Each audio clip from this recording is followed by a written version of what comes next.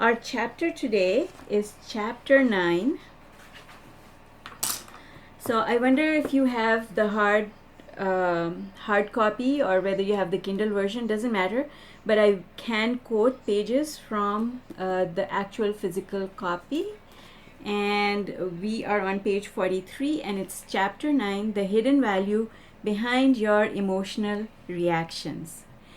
Now, what is happening is that we are going deeper and deeper and deeper into our understanding of how our emotional guidance system works.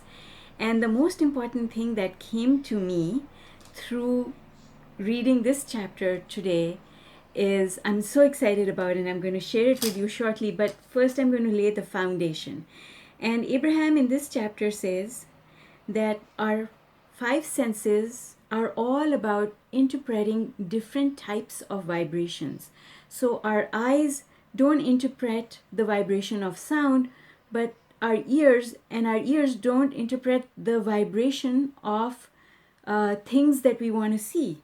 So our five senses have different capabilities.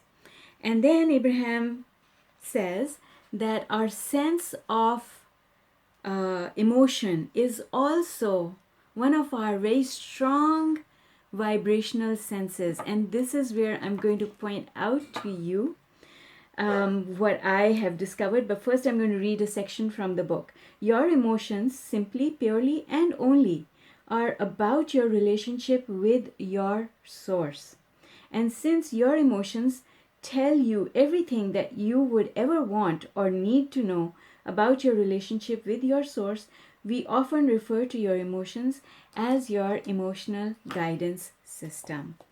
And oh my God, I'm so excited to share this with you.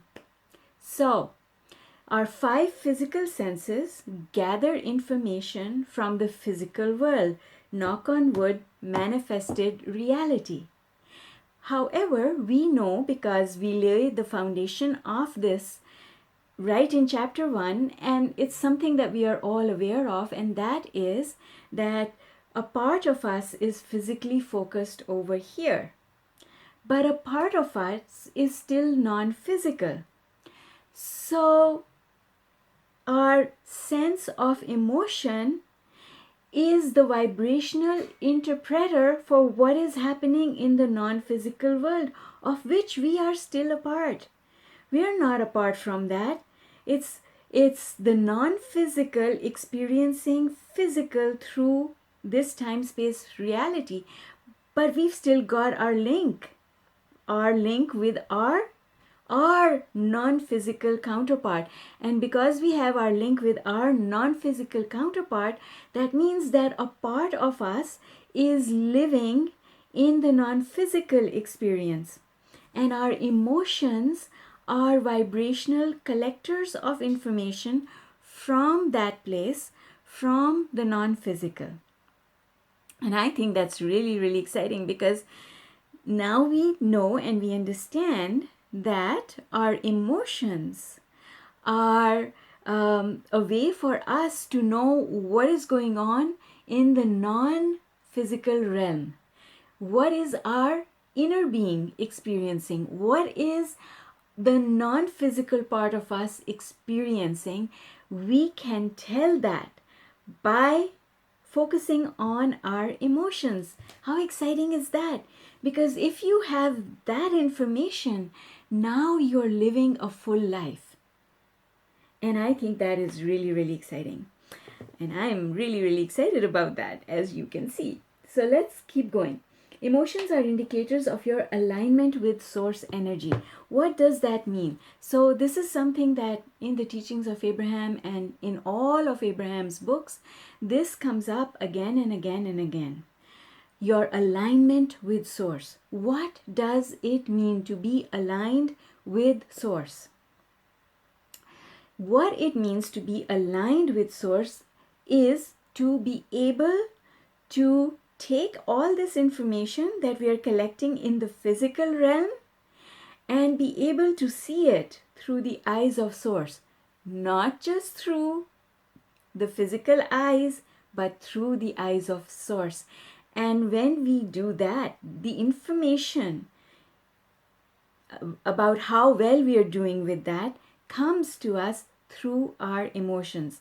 How is source looking at it, and how are we looking at it in our physical time-space reality? And what we have to do is close the gap. The reason, and this is I guess this is the basis of the heart and mind alignment method, which I teach, is a course that I offer, and the next offering is going to be in January for anyone who's interested. But basically, the point here is that our heart, which represents our non-physical being, thinks of things in a different manner than the logical part of us, which has been trained to look at pros and cons, which has been trained to ask questions, mostly because our logical part tries to protect us from give us the information that we need in order to protect us from anything going wrong in the world. But you see, that's where the heart differs, because the heart never sees anything as going wrong. Source always sees everything as being perfect. And when we feel bad, that means that we are not seeing things as perfect. When we feel bad, that is being ungrateful. Why is it being ungrateful? It is being ungrateful because we're dissatisfied with what's before us. If we were satisfied, we would not feel bad. And you know what? Source wants us to be satisfied because everything that we want is high up on the emotional scale. Where's my scale? Here's my scale.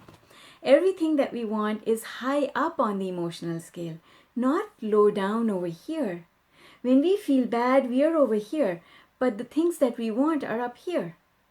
So we have to look at things the way source looks at them, and that is what alignment is all about. Alignment is truly all about appreciation and being grateful. So, it's everyone through history, I don't care which country you're from, which religion you're from, which ethnicity you represent, everybody talks about being grateful, about being thankful for what we have and being appreciative of what we have.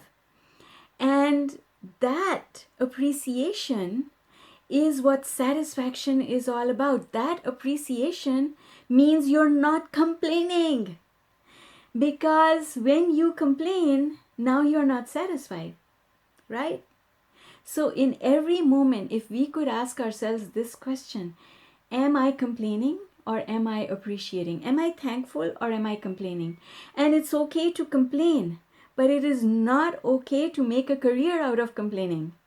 It's okay to complain because when we complain, that is when we are giving birth to our preferences. I don't like the way that person treated me.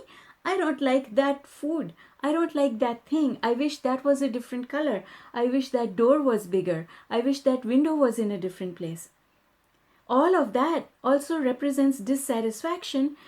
But if we start harping on it, if we remind ourselves of our dissatisfaction every day, now we are starting to live life on the lower half of the emotional scale, and that does not serve us. That's not good for us because it is the opposite of the way source looks at things. So let's look at how source looks at things. So here we are. We meet someone and they say something and we don't like it. And we don't like it, we feel bad. Either it's an insult, maybe we are embarrassed, maybe we are jealous, it doesn't matter. Maybe they made us angry, it doesn't matter. All of those emotions are over here in the lower part of the emotional scale, right? So in this moment, as we are looking at this person, we don't like them. But what is source doing at that same moment? Source is looking at that person and saying, that's fine.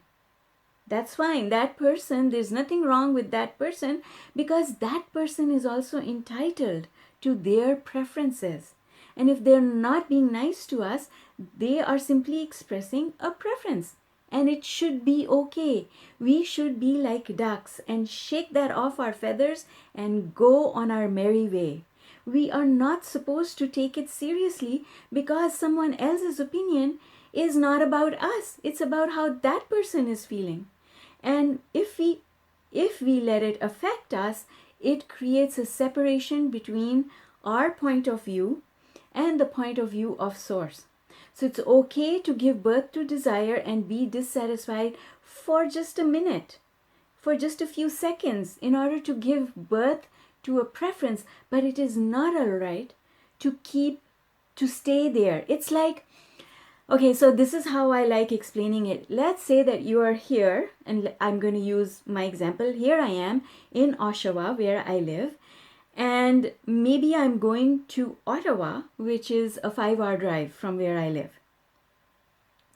And every time I get to a lookout point, because it's a very beautiful scenic drive, and I get off, what if I just stayed there? Well, if I just stayed at that lookout point, I would never make my way to Ottawa. But this is what we do. We get off at a lookout point and we say, I don't like this. I want to go to Ottawa. I don't like the fact that I'm stopped here. Why am I stopped here? But the problem is, every time you ask this question, why am I stopped here? And I don't like this vista that I'm looking at. Well, then when you say things like that, now you can't move forward. Because forward movement towards your intended destination comes from being appreciative of where you are stopped, that lookout point. Being appreciative of what is before you at that lookout point. That is being mindful. That is being thankful. Because if we don't like it, that's okay. We can stop and say, oh, you know what, I've seen better. But then move on. I'm going to look forward to the next lookout point. Maybe that's going to give me something to appreciate. It's okay to do that. What is not okay is to stop there and keep complaining. Why did I come here? Why is this lookout point here anyway? Somebody should take this away. They should destroy this, right? But that's what we do in reality. That's how we behave in reality, and it does not serve our purpose. It is not helpful. So we have to find a way to look at things the way Source is looking at them. How is Source looking at them? Always with appreciation. And so all positive emotions of hope, satisfaction, eagerness, joy, all those emotions bring us closer to the way Source is looking at things, and Source is always here at a place of love and joy. So closing the gap means going up as much as possible and making a career out of staying in the top half of the emotional scale. If you do it often enough, then what will happen is things will change. And I have a diagram in the book Thrive that explains how this works, because in the beginning what happens is we are not used to being in the top levels of the emotional scale. So we go up, we appreciate, we remind ourselves to be thankful, and we go up for a little while, and then we go back down. But if we keep practicing going up again and again, then what happens is we start staying up for longer. So take a look at this diagram. You start here, you're not practiced in being up on the emotional scale, and slowly you make your way up, and then you just start living your life in this area which is above the worry line, and that's the worry line, right? So phase 1, phase 2, phase 3. Phase 3, you become really, really stable, and that is what Abraham now calls, okay, so that was the book Thrive. Phase 3 is what Abraham calls step 5 of the process that they explain, and that's what they're doing here. Next, what they're doing is they're explaining what the creative process is. So the creative process is 3 steps. We give birth to a desire. Source answers. So how does Source answer? Because Source answers, but we can't see it. And the reason we can't see it, so we feel dissatisfied. The reason that happens, the reason we feel dissatisfied is because we're only interpreting it with our five senses. But we have a sixth sense, the sense of feeling our way forward. And if we use that sense, then we would know, because we would have that feeling inside that says, yes, I've asked and now it has been created. All I have to do is line up with it in order for it to become physical. Because something becoming physical is a process of us giving more thought to it. Yes, it is a process of giving more thought to it, but where from on the emotional scale?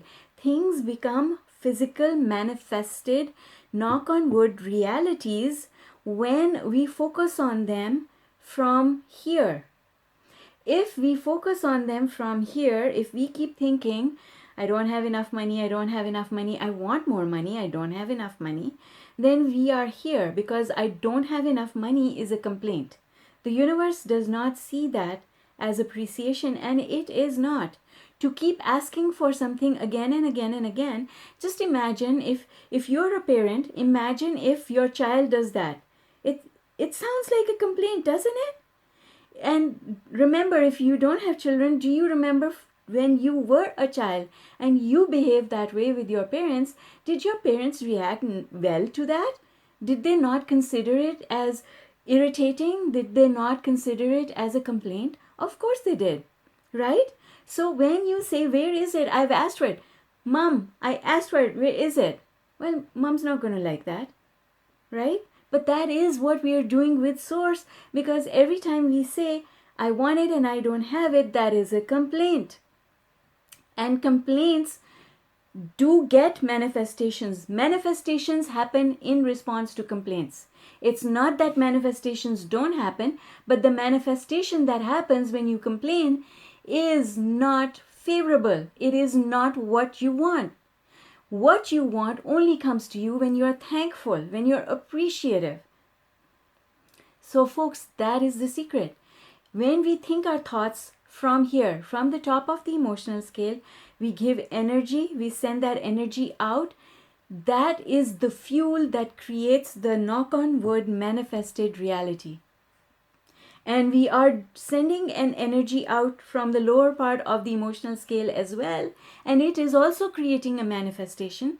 It is creating the manifestation of the absence of what we want. That's it.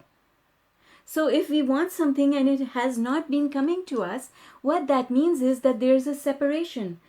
There's a separation between the way we are thinking things and the way our source is thinking about the same thing.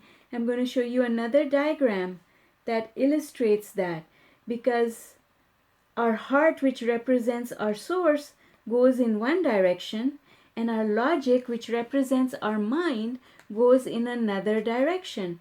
And unless we create a harmony between these two, so heart and mind, our heart pulls in one direction, the mind pulls in another direction, because it keeps asking how things will happen. Well, unless we close this gap, then our heart and our mind will not be aligned, and it will create this pull. Remember the rubber band? I think that was maybe chapter 3, that we looked at that rubber band where the heart is pulling in one direction, the mind is pulling in the other direction, and it feels as if that rubber band, that elastic band, is going to snap in the middle. And that is what happens to us.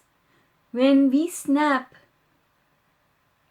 we either throw a tantrum, or we create an illness, or we just sink into depression. And we don't want any of those things to happen, right?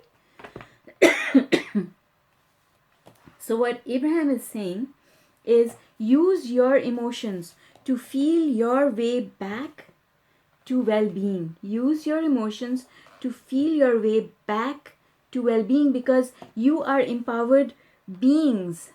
No one is keeping us, no one is forcing us to stay here in the lower part of the emotional scale. No one is forcing us to not be able to manifest the things that we want. We are empowered to appreciate. And the one thing that I want you to understand before you leave here tonight is the fact that It doesn't matter what you want. What you want does not matter. You don't have to appreciate the thing that you want. All you have to do is to generate the vibration of appreciation about everything. And then all the things that you want, even those things that you wanted and forgot about, will start showing up in your life. Because this is how all of this stuff works. This is law of attraction. It is not, we don't have to visualize the subject that we want to change. We don't have to think about or appreciate or be grateful for the amount of money that we have if we want more money. There's a video that I did, six tips for manifesting money faster. And the one thing is, I said in that video, is stop using the word money. Because the word money has all these negative beliefs attached to it. So stop using it and just appreciate something else. Appreciate your cat. Appreciate your dog. Appreciate the nature outside is beautiful. The sky, the trees. Have you looked at how much beauty there is in the world? There is so much for us to appreciate. All we need to do is to generate the vibration of appreciation. Doesn't matter what subject. I can appreciate my omelette that I had this morning and manifest money. I can appreciate how beautiful that tree is and manifest a relationship. I can appreciate the people that I work with and manifest good health. The subject that you want to change does not matter. What matters is you've got to be in the vicinity of the vortex, which is this area here on the emotional scale, the top levels of the emotional scale, and you only get there by feeling good. How do you feel good? You feel good when you're not complaining. When you're complaining, you feel bad. The biggest thing about this is we don't even pay attention when we are complaining. We talk to other people as if, we're telling them a story because we want them to understand where we are coming from. But excuse me, guys, you don't need anyone to understand how you're feeling, because in reality, no one can really do that. But when you take a story and you tell your neighbor, oh, I went to the doctor's office yesterday and I had to wait there for so many hours. And then I was in there for 2 minutes. The doctor didn't even ask me what was wrong and gave me medicine, and now that medicine's not working. What are you doing? Right? All of that is a complaint. And the universe says, just stop complaining. Don't stop wanting. Doesn't mean that you should not want. You have already wanted, because when those things happen to you, you asked for the opposite of it.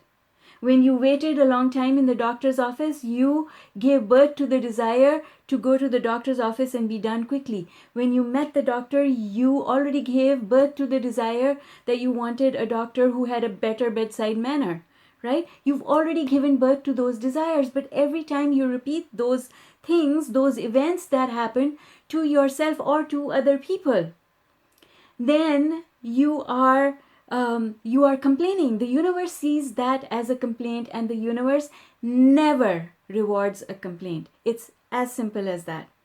Always look for the silver lining, and if you can't find a silver lining in this story that I just told, if I can't find anything to appreciate about it, that's it. That's what I need to do. Be quiet about it.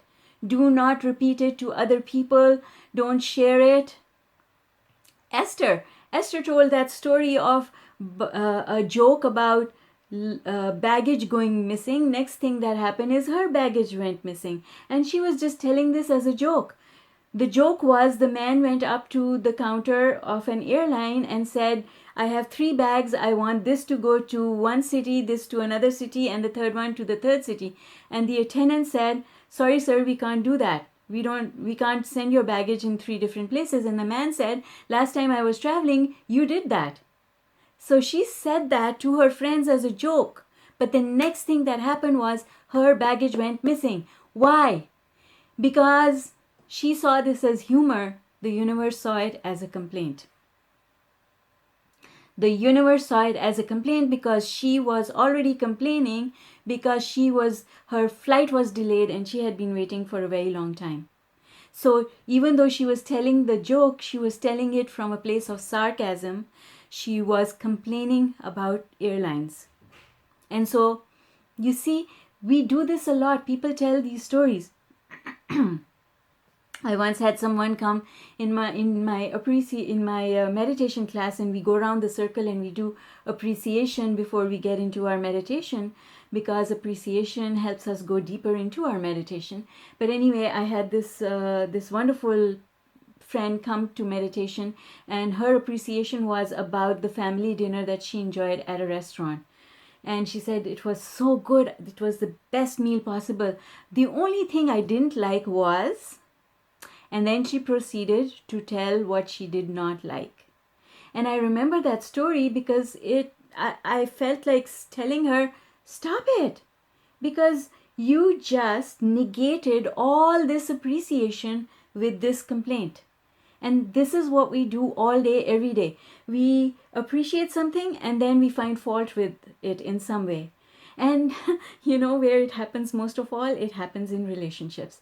Between husband and wife, between partners, between friends, between parents and their children.